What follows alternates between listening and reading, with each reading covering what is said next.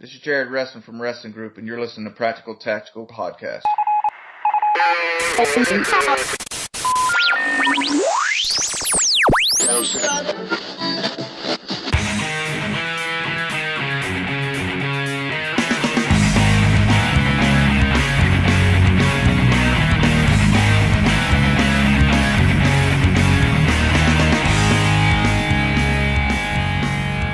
Welcome to episode 39 of the Practical Tactical Podcast. Today on the show, we're going to have an interview with Casey, myself, Justin, and Gary from Honor Defense. We're going to be talking about this newcomer to the gun market, specifically concealed carry market. It's a great interview. I know you guys are going to love it.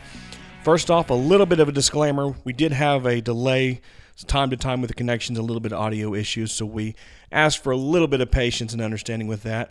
But without further delay, let's get to the interview. Hey, Gary, welcome to the show. Thanks so much for being here. How are you today? Hey, I'm great. How are you doing? We're doing great. So tell me all about Honor Defense. I don't know if you have known, but we've talked about your pistol quite a bit on the show over the last several weeks, and we're very interested. So how did Honor Defense, let's start from the beginning. How did it come to be? Well, first of all, thanks for having me on the show. We appreciate it. Really, Honor Defense came about from being a student of firearms, and I was an executive at Beretta.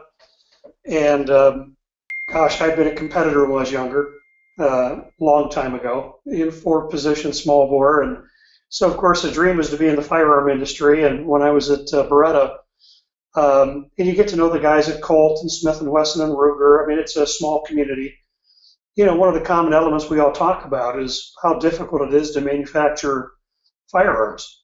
And but anyone that knows anything about polymer pistols knows that you outsource your polymer, you outsource your magazines, you outsource your springs. Small parts are working with firearm parts manufacturers on the outside. A lot of people have their slide and their barrel outsourced, but yet the overhead kills everybody because they're pouring metal to make their metal frame guns. They're making long guns, and they're old industrial companies. And, you know, it dawned on me that, quite frankly, if they didn't have all this overhead for all the less profitable, smaller categories, they'd be very, very profitable. So I wrote a business plan to that effect and received some funding to start the company, and here we go. So tell us about, you make a couple different models. Are you making all three at once? Or you can have one primary model. How's that going to work? And tell us about your basically your product line. Well, we have, our products are modular and similar to the Beretta Nano, similar to a Remington that's out there, similar to the SIG. There's nothing magical about that, but because we're modular, we can fit inside different size frames. So we've got 5 pistols to start. We've got a subcompact with and without a safety. You say the modularity thing really seems to be the way forward. You know, a lot of companies are doing that. You've got SIG with their, I believe it's the 320 and the trigger group interchanges, and you've got all these other outfits that are doing this modular thing. I think that's pretty neat. What made you kind of go with the modularity versus, I guess, standalone products? Is it just because it's kind of the way forward, or was that by design? We think it's both, actually. I remember when SIG first came out with their modularity, they were selling firearms with a couple of barrels, a couple of slides, asking the consumer to be the gunsmith, you know, and change the barrels and slides. And I thought, wow, they should push that back through supply chain to make assembly easier and sell more guns rather than one gun or a chassis with several barrels, several slides. And at Beretta, we noticed it, and that's why we came out with the Nano when I was there. So, you know, it just seems to me it's the way forward. And, of course, now the Army is demanding a new pistol that's modular. So we're really just trying to go with where the consumer and the future's headed. So do you think that really, at the end of the day, of course, I'm not in that industry and don't have access to those those figures, do you really see a lot of people that would spend a premium buying a receiver-based weapon and then adding more to the package? Or is that just kind of a feature that everybody wants but nobody really buys? I'm kind of curious about that. Yeah, great question. Personally, I think you take advantage and use the modularity in your design and assembly, because if a consumer wants a 9mm, they want to buy the best 9 they can get. If they want a concealed carry or a 40 or 45, your average consumer doesn't want to take apart their gun and tinker toy another one together. They'll just buy another gun. Your average gun owner that has pistols has 8 pistols. I mean, they're like purses and shoes. And 30 to 35% of all sales are new. So, we're just trying to make a better pistol with the technology of the future. About the modularity again, kind of talking about that really quickly, is I think you've got a very good point there, Gary, in that you're 100% right that people really kind of don't want to fool with the modularity. Let's take the AR-15, for example. That is a hugely modular platform. You can have one lower receiver, which is the gun, and have 10 different uppers for it. I've found, and I know that, and I'm a pretty competent gun guy, yet I keep buying lowers for these uppers that I've got. You see what I'm saying? Absolutely. And, I'll tell you, we talked to a number of AR companies before we started this venture, and we've really said what we're doing is taking an AR approach to pistols. I think it's wonderful. No, that's a great thing, is bringing a quality product to market that is relatively, I hate to use the word cheap, but it's more economical to get into, and I think that's very important.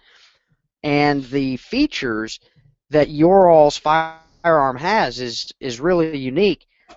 I look at the frame and I see a little SIG, I see a little Smith & Wesson, I see a lot of design, maybe influence. Would that be a safe assumption?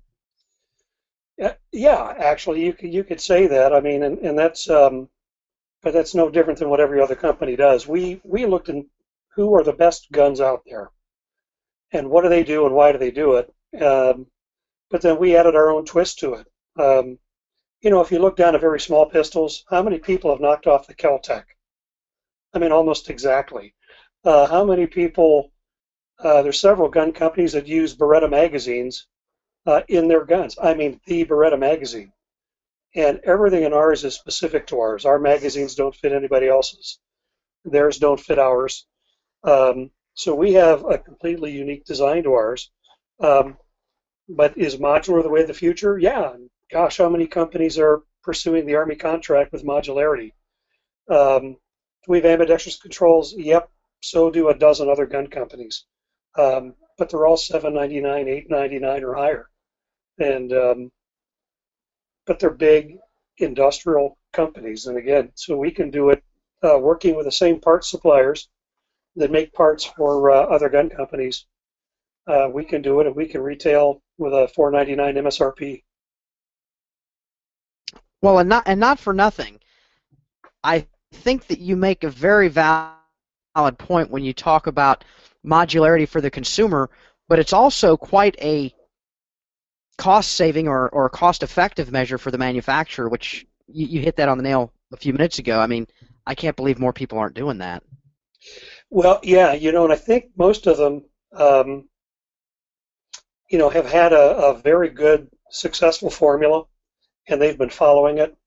But when you look at profitability of gun companies, a steel frame is going to cost you $50, $60 to make that. A polymer frame is $8. So if you have the skeleton that holds the gun parts together and drop it into an $8 piece, now you've got all the flexibility in the world. So that's why you can have different size frames.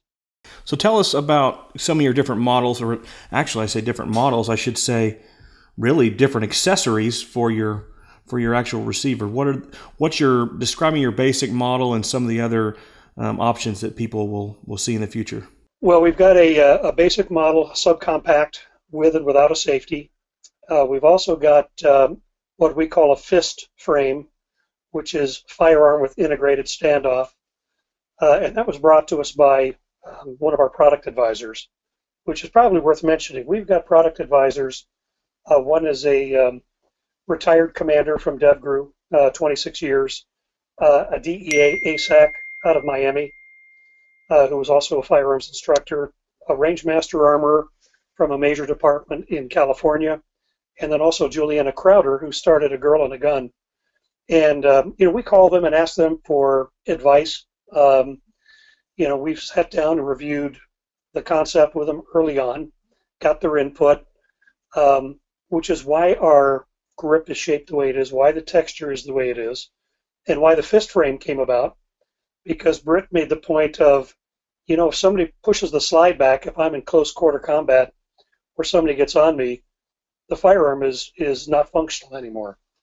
So he asked us to extend the frame a little bit. So if something presses up against the slide, it stays in battery and remains functional. And the non-manual safety version and the fist frame will be the first two we launch.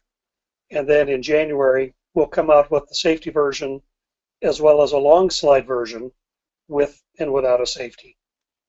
I very much like the idea of both safety and non-safety. That is one of the things that Smith & Wesson had a bit of an issue with in their Shield. I don't know that it was ever really an issue. Let's make sure we're all tracking here. But the consumers, it was an issue for consumers. So I think it's good that you give people that option. Now, regarding the fist, I got to be honest, Gary. I'm, not being mean. I'm just saying. It seems kind of. It doesn't really track with my experience as a police officer and a lot of the training I've been to. Certainly those things are happening, or could happen rather, but do we have any reason for wanting that standoff other than anecdotal, maybe possibly things could happen? Because I can't track every single use of force incident that occurs around the country ever, but it doesn't seem to me that it's been a major issue up to this point. No, and you're exactly right. We offer it just because it's, again, when polymer frames are that inexpensive, it's easy to offer it, as a firearm. And what's interesting to me is it's really captured quite a bit of attention from people. Do you need it? Gosh, I sure hope not. But if you do, I guess it's a good thing to have. But it's probably more of the type of thing you pull out of parties and say, hey, guys, let me show you this. But I'll be carrying my standard subcompact without a safety. Yeah, and like I said, I'm not knocking you. It's just one of those things that just I noticed that, and not a bad idea per se, but it was just one of those things I thought maybe our listeners might like to hear about, and I don't think the reasoning is unsound or anything like that. It was just something I thought I'd throw out there. It looks pretty, pretty intimidating. No, that's fine. I'm glad you did. And it's funny because I don't think distributors feel it's going to be very big. It'll be offered, and if there's consumer demand for it, great. And if there isn't, that's fine too. We're just trying to supply the customer with what they want. I'll tell you one thing. I'm looking forward to the longer slide model. I think that's one thing that I don't know if anybody's ever going to go for it, but I notice a lot of these weapons in this subcompact line, single stack and double stack, that maybe it's probably because most people buy them and don't actually carry them, but when you have that longer slide, that's really going to help hold that weapon down and kind of lower that center of gravity with most holsters, at least my personal experience, to kind of help that keep settled in the holster and ride a little bit better, I think. And obviously you get the other benefits: longer slide, longer sight radius, more muzzle velocity. I'm just surprised, for the exception of maybe XDs, they're the only ones that have really went the whole long slide, short grip route. Almost everybody else has kind of kept the proportions constrained all the way around. So that really jumped out at me when I saw that.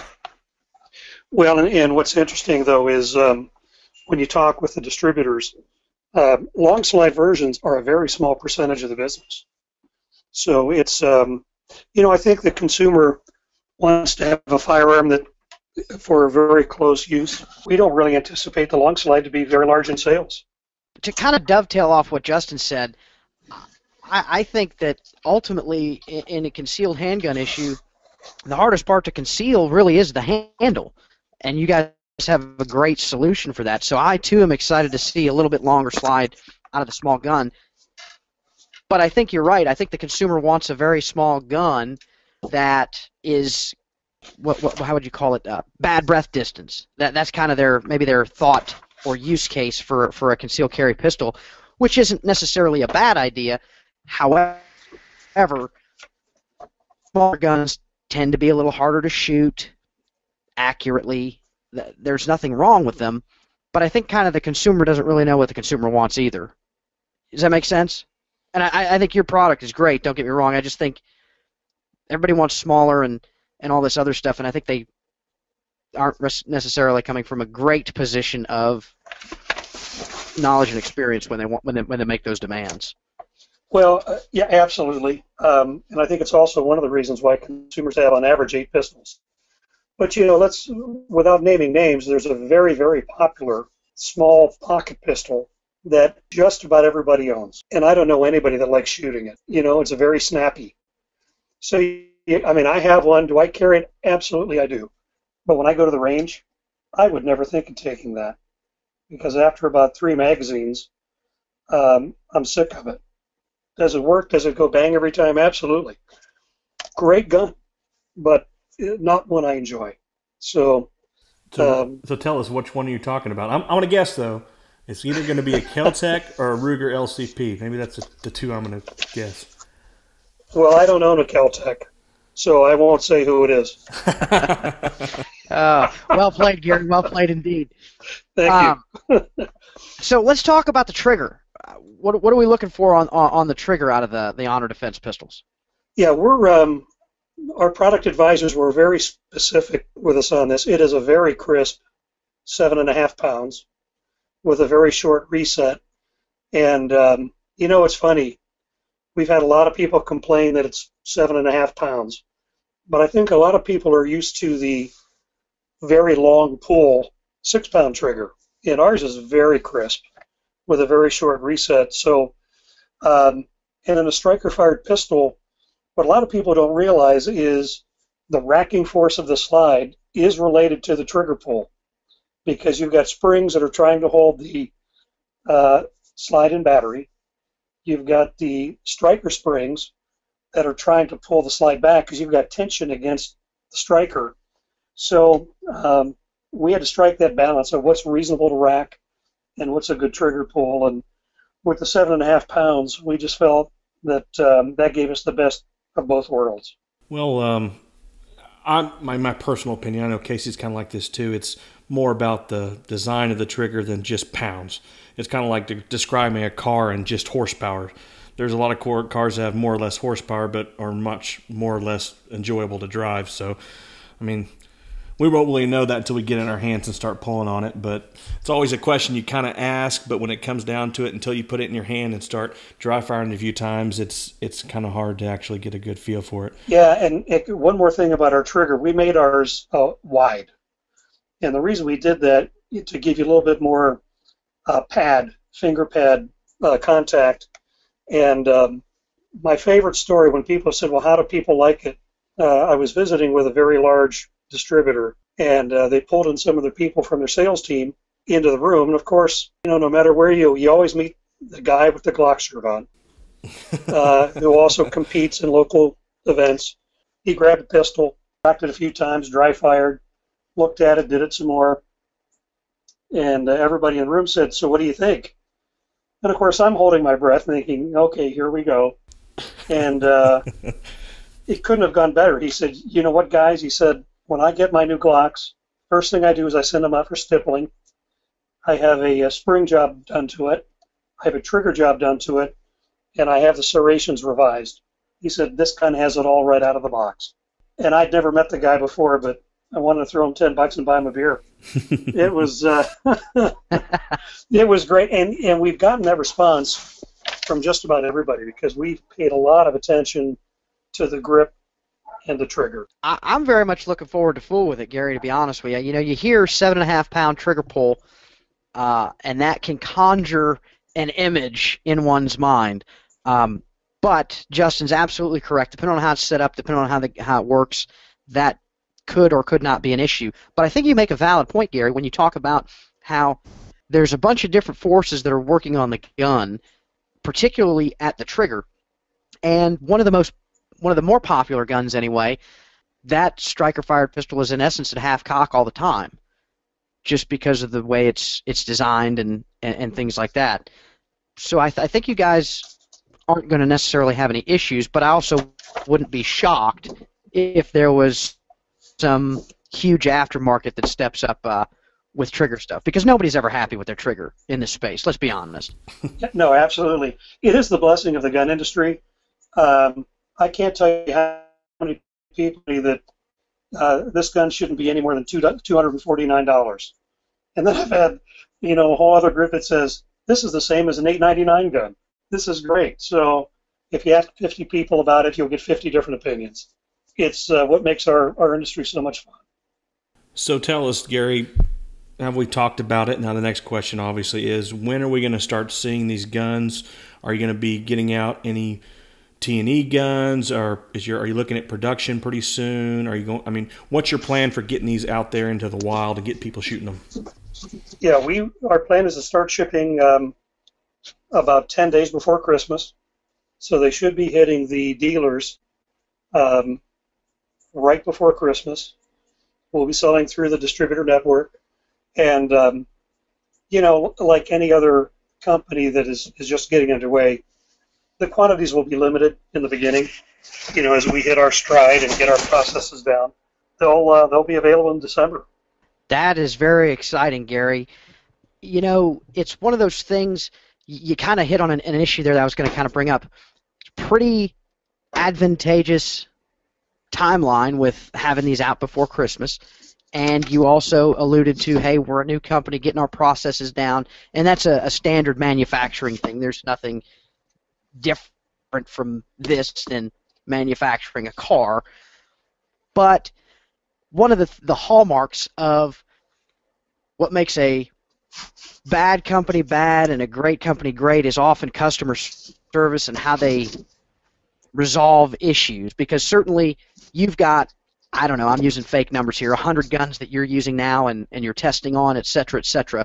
But when you get these things out to the masses at 5 or 10,000 guns, it's just statistics. You're going to see a larger, possibly, number of issues than you had anticipated.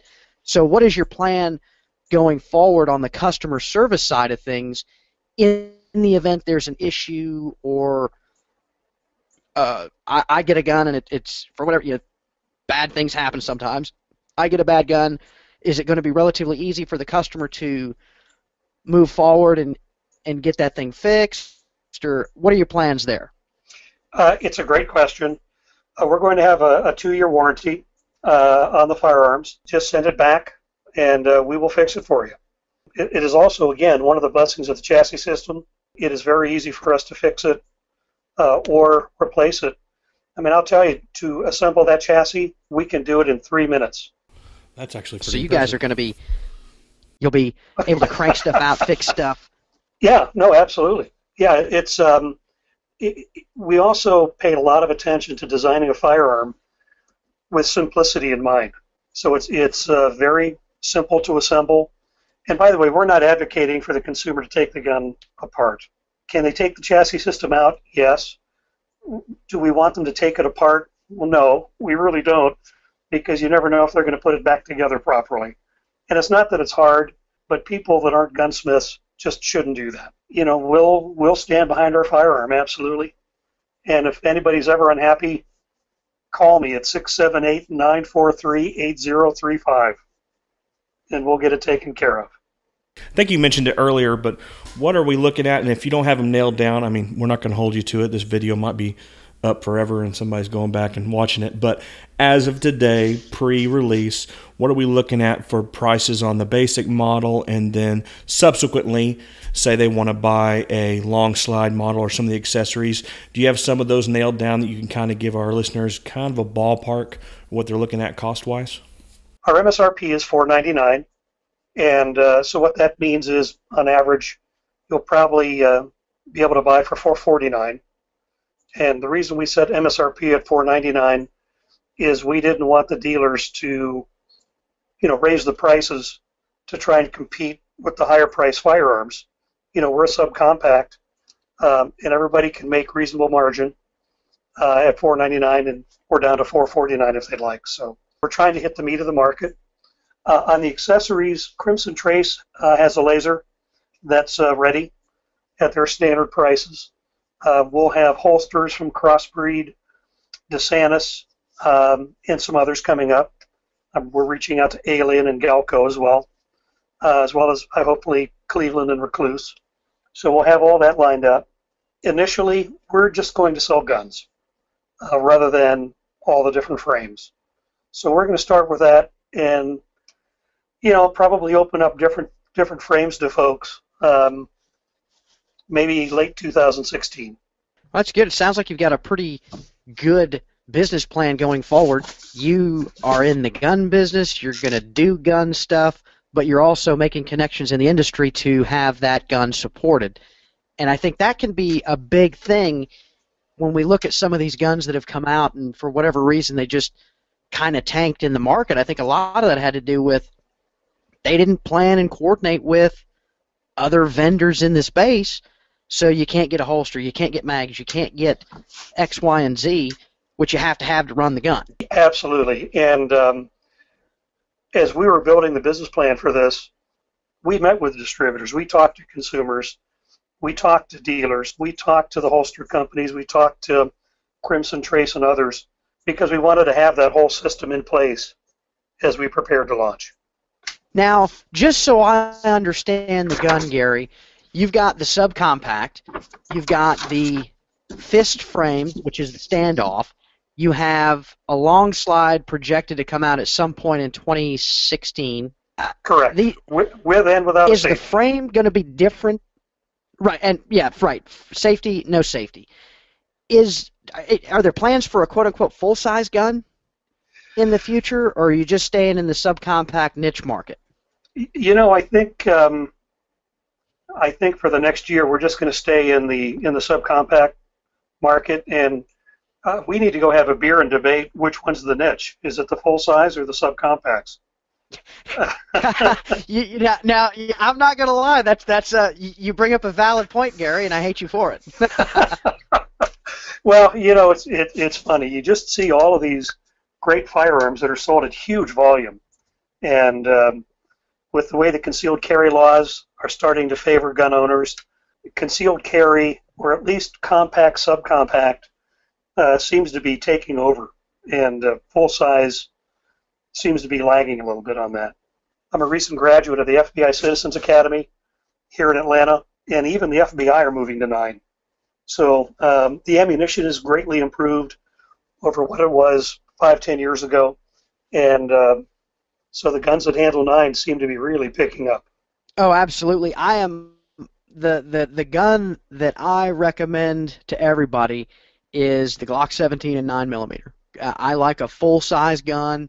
I like 9 because, just like you said, 9 of today is not 9 of the early 90s. It's got a lot going for it. Just real quick, because I've not actually had one of these things in my hand yet, how would you describe the size of the gun? Would it be like Glock 19 size, Glock 26 size, just for comparison? I'm not, you know what I mean? You're going to laugh.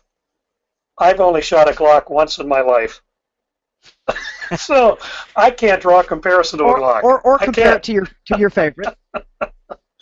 It's a little bit bigger. It's kind of in between a Springfield and a Smith & Wesson Shield. Oh, okay. So it's small, real small. Yeah. Well, I don't know if I'd call it small. It's not LCP size. You full size guys are killing me. You full size guys. You guys are killing me. It's a subcompact compact, but it is not a Ruger LCP size. Close to their LC9, but all the ones that are in that category, the Beretta Nano, the One Car, the Shield, a little bit bigger than the SIG P250. We're coming in right about, I think it's 21, 22 ounces So we're going to be actually a little bit heavier than some of those more popular guns.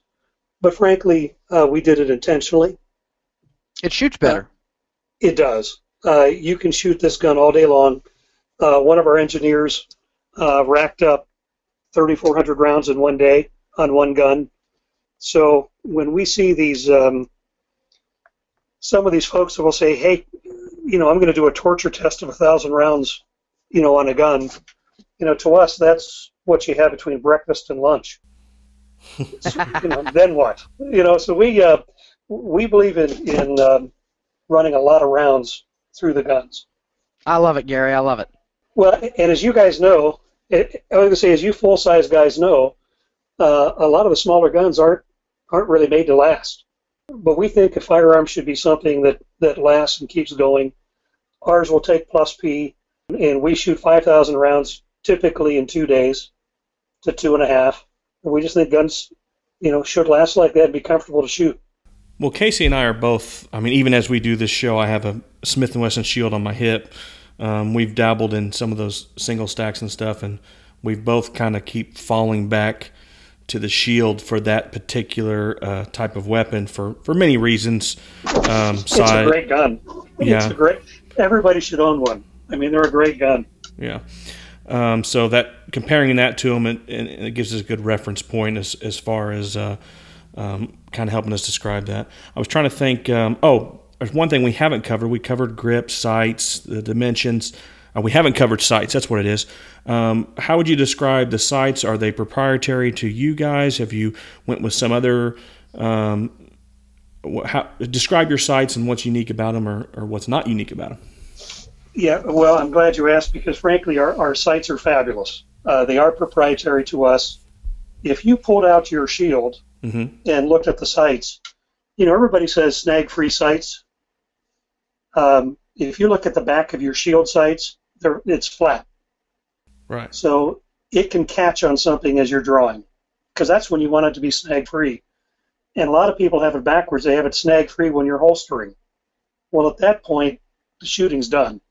So we made our snag-free, so it's curved on the back end for when you're drawing, but it's flat on the front. Should you ever need to rack on your belt or rack on something else, you can do it one-handed. Well, I can see that here on I'm looking at some pictures of it. I see that. It's almost like the sights are in backwards, the rear sight, that is. It's kind of, I can't believe nobody's thought about that before. It seems pretty straightforward. Well, it did to us, and our product advisors gave us that feedback, and because there's some great sights out there. But, we looked at it, we said, gee, when it's snag-free, it needs to come out nice, and so we designed it that way. Are these metal sights, 3-dot sights? What kind of sights is it going to ship with? Yeah, these are metal sights, white dots in the rear, and a bright orange sight up front. And as far as, I know this is going to be the next question, is are you going to offer more sights in the future? Are these cross-compatible with other people, or is it going to, for people that want to upgrade, some people just have to have night sights, they have to have tritium, they have to have whatever, insert that here, or is that something that you guys are working on, or is it cross-compatible with other platforms? It is cross-compatible with other platforms, and we're putting together that matrix for everybody to know which ones will fit. Awesome. And, frankly, we want to let the sight people make sights. We don't really want to buy a lot of them and sit on them. What we'll do is be that conduit to send people over to whichever site company they like to buy from. We'll say, this is the part number, order this one. Because of the site companies, frankly, would love for us to buy it. I continue to be impressed with your... I was going to say the site people would love for us to buy Sorry, there's several hundred copies of their sites, and I don't want to sit on their sites. Let them solve them. No, Gary, I was just saying I continue to be impressed with your coordination with folks in the industry. It's just it's good to see somebody actually doing that. And also looking at pictures of the gun, and I've never had one in my hand, it really seems that, and this is probably a duh thing, but this gun was designed from the ground up to be a defensive or gunfighting pistol. It's rounded. It's got all the features that if you end up putting features on aftermarket, that seems to be what people put on.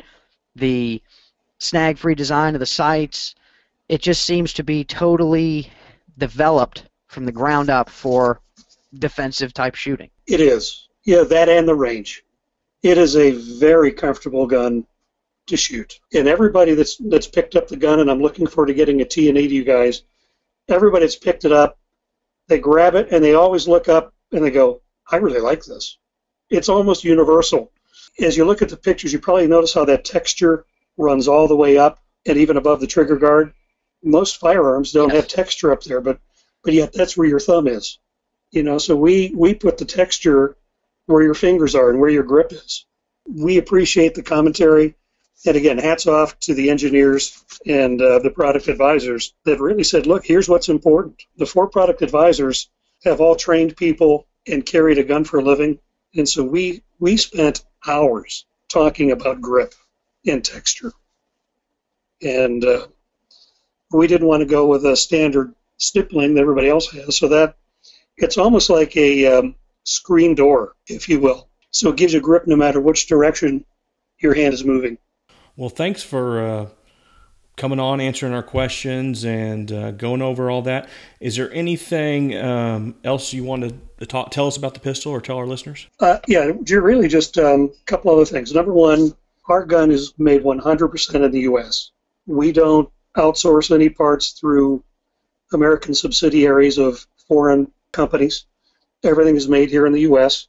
The other thing is there's no trigger pull or tool required for disassembly. When you move that takedown lever, it disengages the sear, so you do not have to pull the trigger when you disassemble. And that safety feature was very important to us. And then really just one other one that I failed to mention, and that is we have 2 different back straps, so you can make the gun fit different size hands. What's your website, social media links, what's all that stuff that people can track you down on? We're at www.honordefense.com, just like it sounds, HONORDEFENSE.com. And then we also got a Facebook page up that, frankly, much better than our website. And we stay pretty current with that. And the website we're working on, it's there, and we've got some specs and other things there, but we put up reviews and everything else on the Facebook where the writers go into detail about the gun. Thanks so much for being on the show. Very much appreciate it. Don't forget to check out Honor Defense, folks. Honor Defense at honordefense.com. You can find them on Facebook. Thanks so much to Gary Ramey for being on the show today. Until next time, folks, be safe, train hard, keep your head on a swivel, and shoot straight. Take care.